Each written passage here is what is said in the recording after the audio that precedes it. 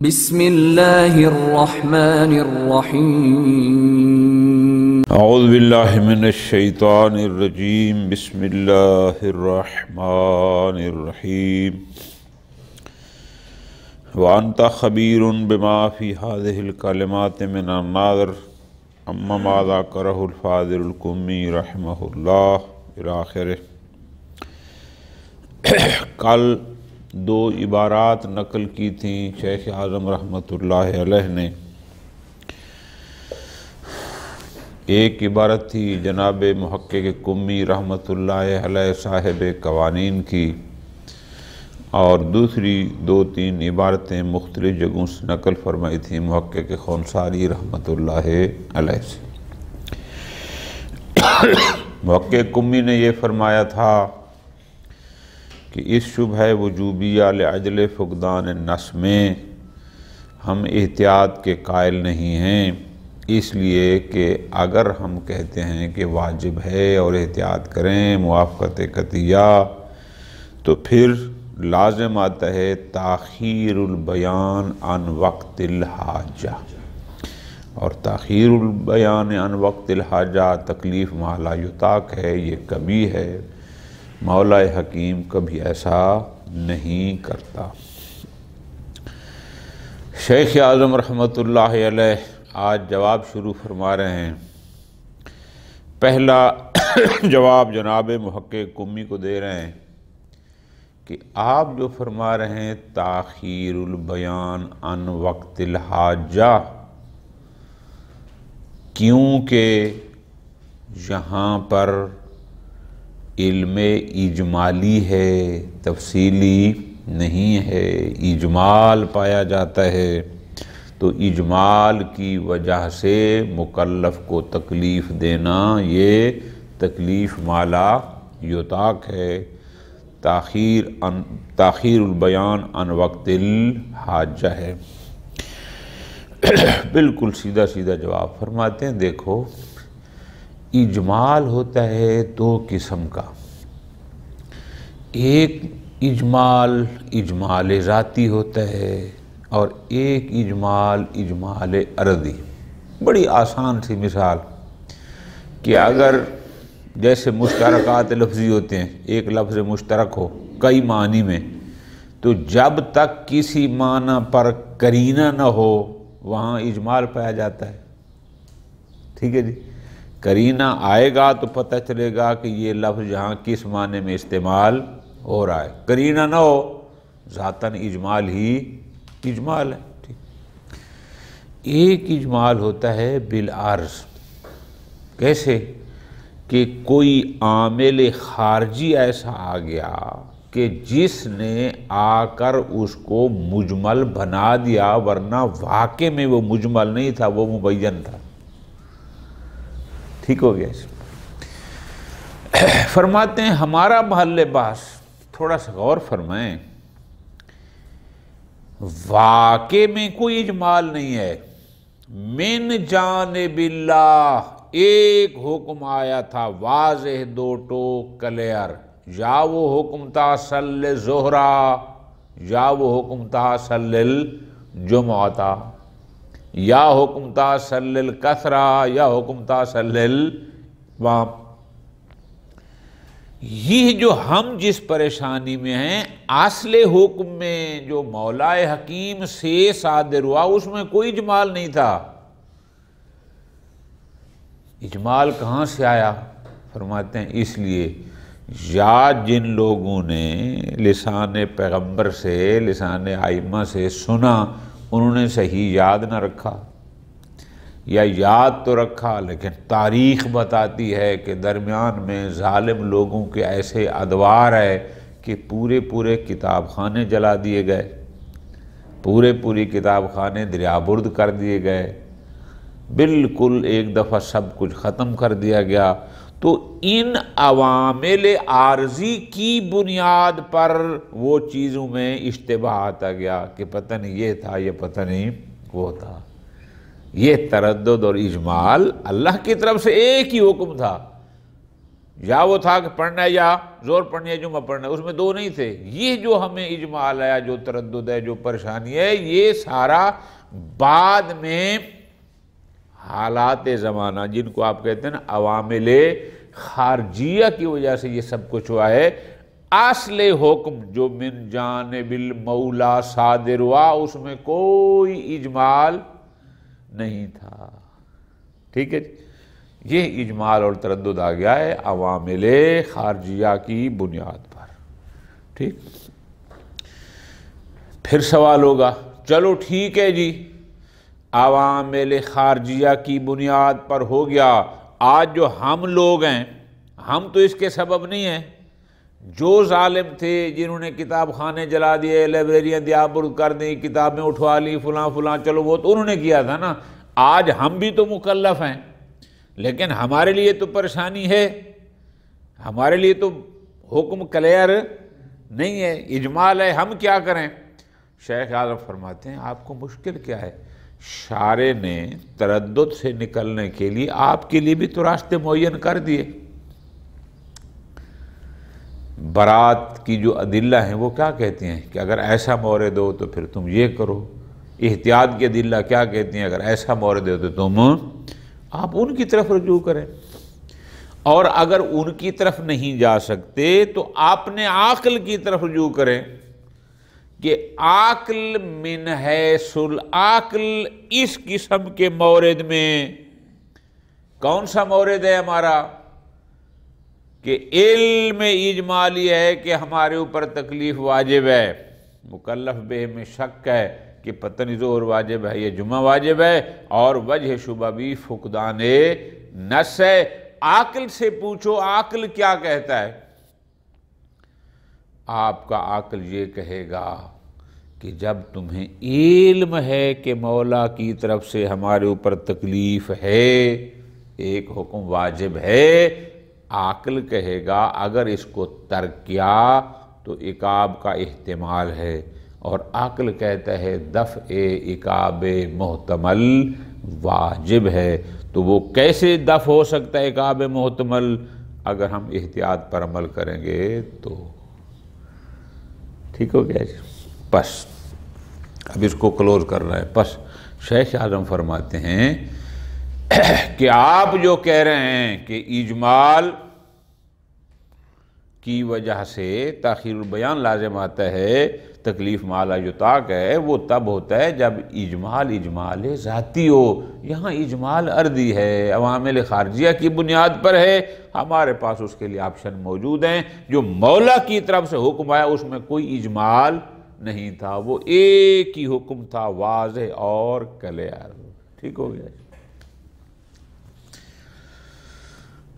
دوسرا جواب شیخ اعظم ان کا دیتے ہیں، اچھا چلو فرض کرو ہم آپ کی بات مان بھی لیں کہ جناب یہاں اجمال ہے، فقدان نص ہے، اور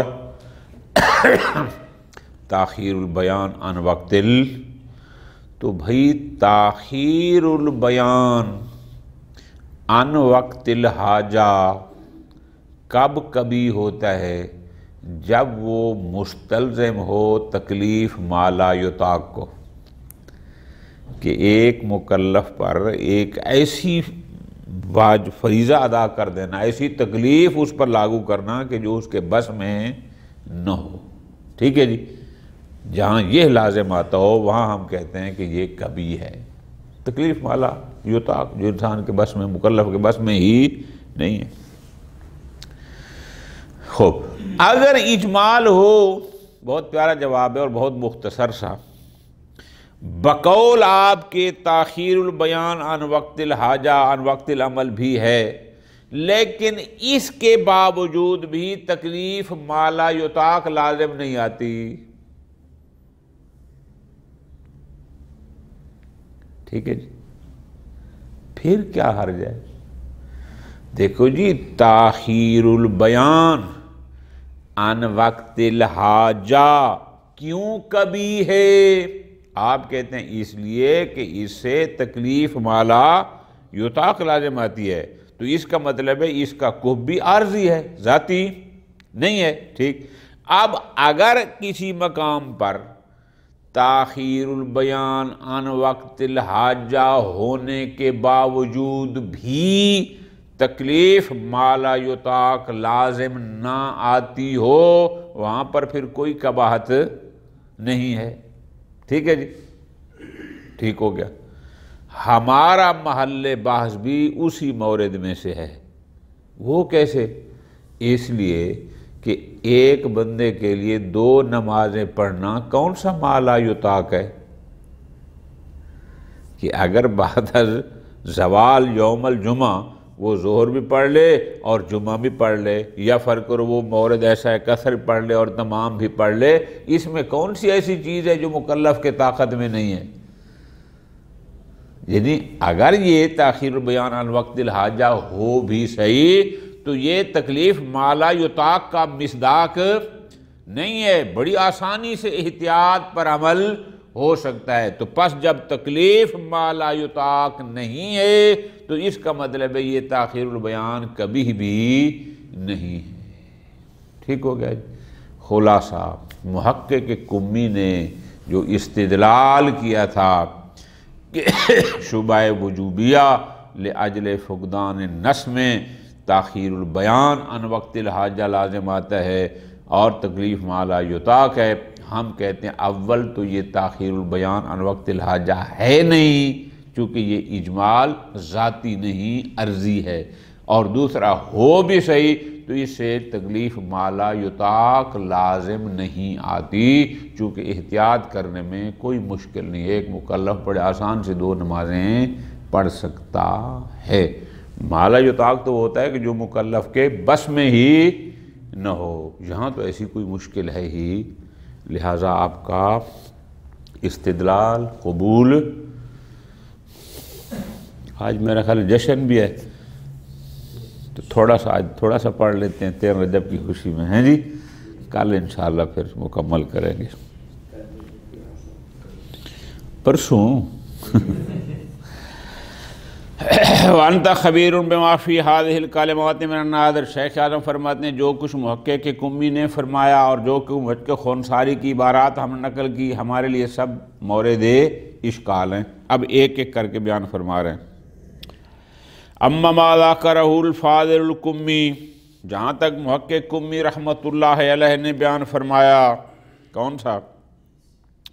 من حدیث تکلیف بالمجمل و تاخیر البیان عن وقت الحاجہ، کہ جناب تکلیف ہو لیکن مکلف بے مجمل ہو، مکلف کو یہ تو پتہ ہو کہ تیرے اوپر ایک واجب ہے لیکن یہ نہ بتایا جائے کہ واجب کیا ہے، یہ درست نہیں۔ اسی طرح تاخیر البیان عن وقت الحاجہ، جمعہ کا دن ہے، زوال ہو گیا ہے اور وہ بیچارہ پریشان کھڑا ہے کہ اب میں نے جمعہ پڑھنا ہے یا زور پڑھنی ہے اور اس کے لیے مولا کی طرف سے بیان نہ آئے تو تاخیر البیان یہ بھی کبھی ہے، یہ درست۔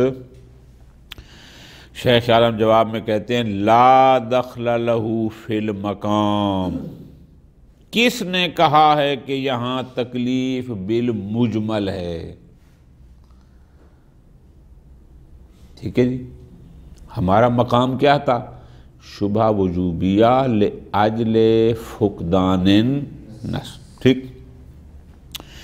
فرماتے ہیں اس لیے اذ لا اجمال فی الخطاب اصلا، اللہ کی طرف سے جو خطاب تھا اس میں کوئی اجمال نہیں تھا، وہ واضح تھا، کلیئر تھا، 2 ٹوک تھا، یا خطاب تھا کہ صلی الجمعہ تھا، یا خطاب تھا کہ صلی الظہر، کوئی اجمال اس کی طرف سے نہیں تھا۔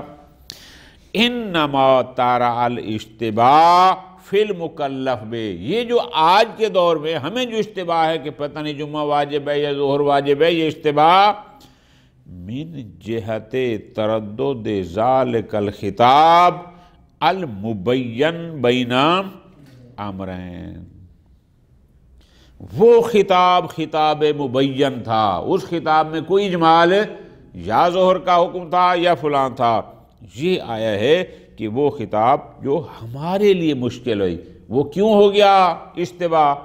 جیسے میں نے گزارش کیا، یا لوگوں نے پیغمبر سے جو سنا اس کو صحیح طریقے سے یاد نہ کیا، محفوظ نہ کیا یا کیا لیکن بعد میں ظالمین کے دور آتے رہے، لائبریریاں جلتی رہیں، کتب خانے جلتے رہے، دریا برد ہوتے رہے، ساری کتابوں کو ایک دفعہ ختم کر دیا گیا جو معصومین سے منقول روایات پر مشتمل تھیں، پھر نئے سے ترتیب دیا گیا۔ تو اس وجہ سے یہ عوامل خارجیہ آ گئے جس کی وجہ سے اس میں اشتباہ ہو گیا۔ فرماتے ہیں وَإِضَالَةُ هَذَا التَّرَدُّدُ الْعَارِضُ مِنْ جِهَةِ أَسْبَابِ اِخْتِفَاءِ الْأَحْكَامِ۔ اب یہ تردد جو اصالتاً نہیں تھا میری جان، یہ نہیں کہ خود نعوذ باللہ اللہ نے فرمایا یا جمعہ واجب ہے یا ظہر، ایسا نہیں تھا، وہاں سے تو خطاب واضح اور کلیئر تھا، یا جمعہ کی بات تھی یا یہ تردد جو ان عوامل خارجیہ کی بنیاد پر آ گیا اور احکام مخفی ہو گئے، ہمارے لیے وہ حکم واقعی مخفی ہو گیا، سمجھ نہیں آ رہی کہ واقع میں کیا واجب ہے۔ اب اس تردد کو زائل کرنا، خبر آئے گی غیر واجبۃ علی الحکیم تعالی، یہ اللہ تبارک اس کا زائل کر اس پر واجب نہیں ہے۔ حتی یقبح تاخیرہ عن وقت الحاجہ، تاکہ ہم کہیں چونکہ اس پر واجب تھا کہ اس تردد کو زائل کرے اور اس نے نہیں کیا، لہذا تاخیر البیان عن وقت الحاجہ لازم آتے اور یہ کبھی ہے نہ، ایسا کچھ بھی نہیں ہے۔ کیوں؟ اس لیے کہ یجب عند ھذا الاختفاء، اس کی طرف سے ایک حکم تھا، کوئی تردد نہیں تھا، کوئی اجمال نہیں تھا، بالکل کلیئر ایک تھا۔ عوامل خارجیہ کی بنیاد پر اگر تردد آ گیا، احکام مخفی ہو گئے، واقع حکم واقعی واضح نہ ہوئے، تو فرماتے ہیں واجب ہے ہم رجوع کریں۔ کس طرف رجوع کریں؟ اِلَى مَا قَرَّرَهُ الشَّارِعُ کُلِّیَّةً فِی الْوَقَائِعِ الْمُخْتَفِیَةِ، کہ شارع نے فرمایا کہ جہاں بھی کوئی حکم تمہارے لیے مخفی ہو وہاں قانون کیا ہے۔ مثلا شبہ بدویہ میں شارع نے خود کہا قانون اصالت البراءت کا ہے، علم اجمالی نے خود کہا کہ قانون احتیاط کا ہے، ان کی طرف رجوع کریں۔ وَإِلَّا، اور اگر تمہارے پاس کوئی ایسا مورد آ گیا کہ جو ان موارد میں سے بھی نہیں ہے کہ جہاں پر آپ اس قانون براءت یا قانون احتیاط پر عمل کر سکیں، تو پھر آپ اپنے عقل کی طرف رجوع کریں۔ فَمَا يَقْتَضِيهِ الْعَقْلُ، پھر دیکھیں کہ اس مورد میں عقل کس چیز کا تقاضا کرتا ہے، آیا براءت کا تقاضا کرتا ہے یا احتیاط کا۔ وَنَحْنُ نَدَّعِي، ہمارا دعویٰ یہ ہے کہ جہاں علم اجمالی ہو، شبہ وجوبیہ ہو اور ہو بھی لعجل فقدان نص، ہمارا دعویٰ یہ ہے کہ ان العقل حاکم، عقل حکم کرتا ہے کس کا؟ وہ نیچے آ رہا ہے بے وجوب الاحتیاط، کہ بعد العلم بالوجوب، عقل کیا کہتا ہے؟ جب تمہیں ایک وجوب کا علم اجمالی ہے، والشک فی الواجب، اور مکلف بہ میں شک ہے کہ یہ واجب ہے یا وہ واجب ہے، وعدم الدلیل من الشارع علی الاخذ باحد الاحتمالین، اور شارع کی طرف سے بھی کوئی ایسی دلیل نہیں کہ جو ان دو احتمالوں میں سے کسی ایک معین پر یا مخیر پر عمل کرنے پر دلالت کرتی ہو، یا کہ یہ کہو کہ ہر حال میں واقع پر اکتفا کرنا ہے، ایسی کوئی دلیل بھی شارع کی طرف سے نہ ہو، تو عقل حکم کرتا ہے بے وجوب الاحتیاط، کہ جہاں احتیاط واجب ہے۔ کیوں؟ حاضراً من ترک الواجب الواقعی، کہ جب تمہیں علم ہے کہ میرے اوپر ایک عمل واجب ہے، تو اگر آپ احتیاط نہیں کریں گے تو واجب واقعی کے ترک ہونے کا احتمال ہے، اور واجب واقعی کے ترک سے محفوظ رہ سکتے ہیں اگر آپ احتیاط پر عمل کریں گے تو۔ فرماتے ہیں عین والک من مسئلہ تکلیف بالمجمل، اب آپ بتائیں کہاں ہے مولا کی طرف سے کسی فعل مجمل کی تکلیف، اس کی طرف سے تو کوئی مجمل کی تکلیف نہیں تھی، اس میں تو بڑا واضح اور ایک حکم دیا تھا۔ اور کہاں ہے تاخیر البیان عن وقت الحاجہ؟ اصلاً ایسا کچھ ہے ہی، اس کی طرف سے تکلیف بالکل واضح تھے، عوامل خارجیہ کی وجہ سے وہ مجمل ہو گئی، اس کی طرف سے تکلیف مجمل نہیں تھی۔ اور دوسرا جواب پھر یوں فرماتے ہیں، ما ان التکلیف بالمجمل وتاخیر البیان عن وقت الحاجہ، ٹھیک ہے تکلیف بالمجمل کبھی ہے، تاخیر البیان عن وقت الحاجہ عن وقت العمل کبھی ہے، لیکن لا دلیل علی قبحہ اذا تمکن المکلف من توجہ فرمانا، عبارت اور ہے، مطلب آپ یوں بیان کریں گے، تاخیر البیان عن وقت الحاجہ کیوں کبھی ہے کہ اس سے لازم آتا ہے تکلیف ما لا یطاق۔ تکلیف بالمجمل کیوں کبھی ہے؟ چونکہ اس سے لازم آتا ہے تکلیف ما لا یطاق۔ لیکن اگر کسی شے پر کسی تکلیف کو بجا لانے میں کوئی مشکل نہ ہو، یعنی اس کو بجا لانا تکلیف ما لا یطاق کا مصداق نہ بنتا ہو، کوئی قباحت نہیں ہے۔ بالفاظ دیگر آپ یوں کہیں گے کہ بھئی تکلیف بالمجمل کبھی ہے لیکن بالعرض ذاتاً نہ، تاخیر البیان کبھی ہے بالعرض، وہ عارض کیا ہے؟ چونکہ اس سے تکلیف ما لا یطاق لازم آتا ہے، اور جہاں تکلیف ما لا یطاق لازم نہ ہو پھر کوئی قباحت ہمارے محل باس میں کوئی قباحت نہیں ہے۔ کیوں؟ اس لیے کہ احتیاط پر عمل کرنا تکلیف ما لا یطاق کا مصداق نہیں ہے۔ تو اگر تکلیف ما لا یطاق نہیں ہے تو پھر تاخیر البیان عن وقت العمل یا تکلیف بالمجمل بھی کوئی کبھی ہی نہیں ہے۔ صلی اللہ علیہ محمد وعلیہ